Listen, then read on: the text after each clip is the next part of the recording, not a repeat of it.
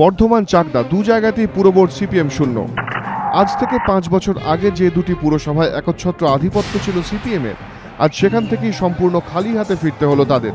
বর্ধমান ও নদিয়া দুই জেলা সিপিএম নেতৃত্বই দাবি করছে পুরো নির্বাচনের দিন তৃণমূলের সন্ত্রাসের জেরে কার্যত 11টা থেকে 12টার মধ্যেই ভোট বয়কটের ডাক দিয়েছিল তারা, তাই এই ফল প্রত্যাশিত।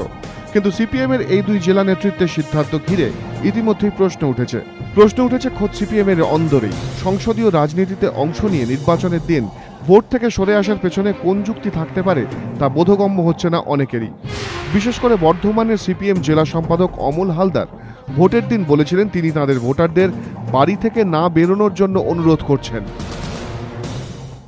আমরা যে মুহূর্তে ভোট আমরা বয়কটের আহ্বান আমরা জানিয়েছি, সাথে সাথেই আমরা এই আবেদনও করেছি যে যারা বামপন্থী ভোটার, যারা ভোট দিতে ইচ্ছুক ছিলেন, তাদের আর বুথে না যেতে। কিন্তু সাধারণ ভোটার যে সিপিএমের জেলা সম্পাদকের আবেদনে কান দেয়নি তা স্পষ্ট ভোটদানের হার থেকেই। দিনের শেষে দেখা গিয়েছে বর্ধমানে মোট ভোট পড়েছে 84.16%। অর্থাৎ সিপিএম নেতৃত্বের বয়কটের ডাকে সাড়া না দিয়েই দলে দলে মানুষ ভোট দিয়েছেন। আর এখন ফল বলছে সেই ভোটের সিংহভাগই গিয়েছে তৃণমূলের দিকে। অর্থাৎ বর্ধমান জেলা নেতৃত্বের বয়কটের ডাকে যেমন সাড়া দেয়নি মানুষ, তেমনি ডাক উপেক্ষা করে রাস্তায় বেরিয়ে ভোটটাও তাদের দেয়নি। যদিও এখন বর্ধমানের সিপিএম নেতৃত্ব দাবি করছে সাধারণ মানুষকে জোর করে তাদের ভোট দিতে বাধ্য করেছে তৃণমূল। বর্ধমান জনগণের, শহরের মানুষের কাছে একটা বার্তা যেত যে সিপিএম হেরে গেছে। কিন্তু এই যে বয়কটটা আমরা করলাম, এটা তো সাধারণ মানুষের চিন্তা ভাবনার প্রতিফলন।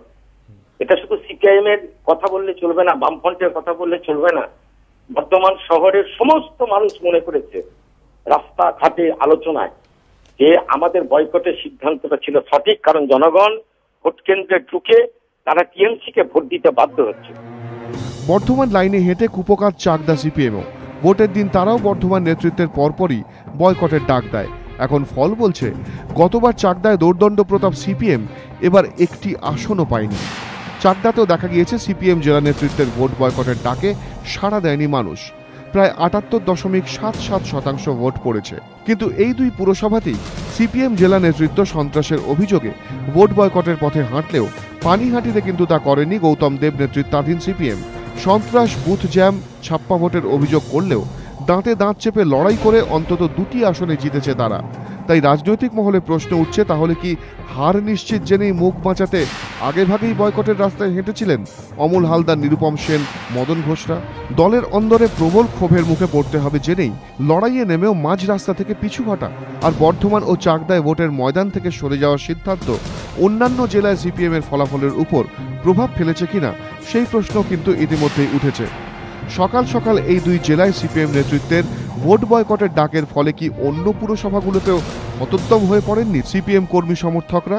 তাহলে কি সিপিএম এর সার্বিক খারাপ ফলের জন্য কিছুটা হলেও দায়ী বর্ধমান ও নদিয়া জেলা নেতৃত্বের হঠকারী সিদ্ধান্ত? প্রশ্ন রাজনৈতিক মহলে। এবিপি আনন্দ।